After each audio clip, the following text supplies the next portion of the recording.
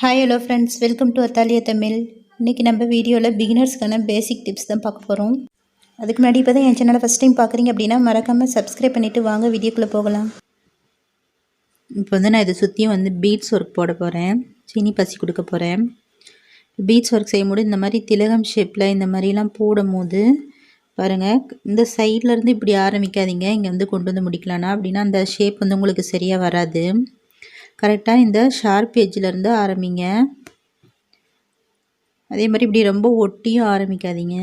இப்படி கொஞ்சம் அந்த ஒரு பீட் அளவுக்கு விட்டுட்டு கொஞ்சம் ஸ்பேஸ் விட்டுட்டு இந்த மாதிரி ஆரம்பிங்க. செயின் இது போட்டு முடித்த வாட்டியும் இது போடும் போது ஒரு லாக் செயின் போட்டுட்டு அதுக்கப்புறம் ஆரம்பிங்க.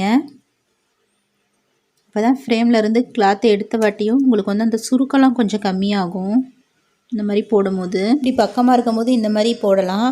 அதே கொஞ்சம் தூரமாக நம்ம வந்து போடும்போது அடியில் நீங்கள் த்ரெட்டை கட் பண்ணிவிட்டு அதுக்கப்புறம் வந்து ஃபஸ்ட்டு கூட ஆரம்பிக்கலாம். ரெண்டு பீடு இல்லைன்னா ஒரு பீடாக கொடுங்க. நான் ரெண்டு பீடாக கொடுக்குறேன். மூணு பீடாக கொடுத்தீங்க அப்படின்னா உங்களுக்கு அந்த பீடு வந்து தூக்கிட்டுருக்கும். பீடு ஒர்க் பண்ணும்போது எப்பயுமே வந்து இந்த மாதிரி சின்ன டிசைன் இதுக்கெலாம் வந்து 2 பீடு கொடுங்க. இப்போ வந்து இந்த நெக்லைன்லாம் நம்ம வந்து இப்படி நேராக போட்டு வரோம், அதுக்கு 3 பீடு கொடுத்தாலும் அவ்வளோவா தூக்காது. இந்த மாதிரி சின்ன டிசைனுக்கு வந்து ரெண்டு பீடாக கொடுங்க. மேக்ஸிமம் நீங்கள் ரெண்டு பீடாகவே கொடுங்க. அப்போ தான் உங்களுக்கு ஒர்க் வந்து பார்க்க நீட்டாக இருக்கும்.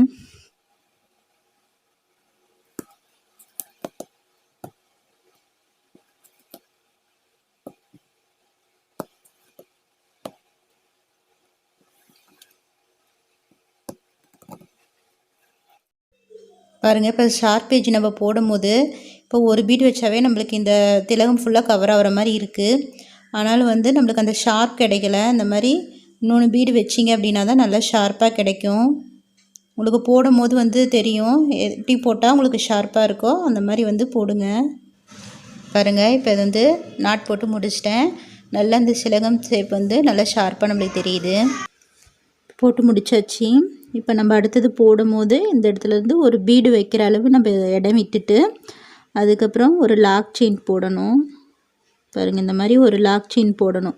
கரெக்டாக இந்த ஷார்ப் எட்ஜுக்கு நேராக இருந்து ஆரம்பிங்க. பாருங்கள், இந்த மாதிரி நாட் வந்து தூக்கிட்டு இருந்தது அப்படின்னா நம்ம முன்னாடி டிப்ஸில் சொன்ன மாதிரி இந்த மாதிரி நீடியில் வந்து இப்படி அடியில் விட்டு இந்த டிப்பு இருக்கு இல்லையா, இந்த டிப்பில் இப்படியே இழுத்து விட்ருங்க. அது வந்து அடியில் போயிடும்.